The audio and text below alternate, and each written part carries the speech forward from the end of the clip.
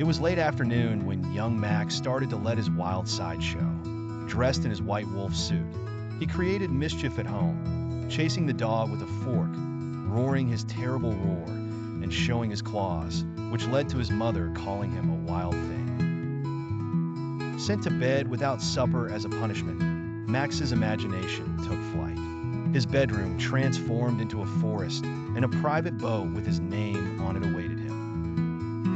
Max sailed through day and night, across weeks and almost a year, until he reached an island where the wild things lived. They were monstrous creatures with large eyes, sharp teeth, and terrible roars, but Max tamed them by staring into their eyes without blinking. Declaring himself the king of all wild things, he led them in a wild rumpus, enjoying the freedom and chaos. But eventually, Max grew lonely and longed for the place where someone loved him best of all.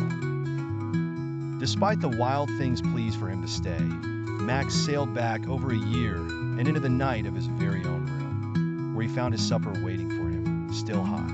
His adventure had come to an end, but Max knew his wild imagination would always be a part of him.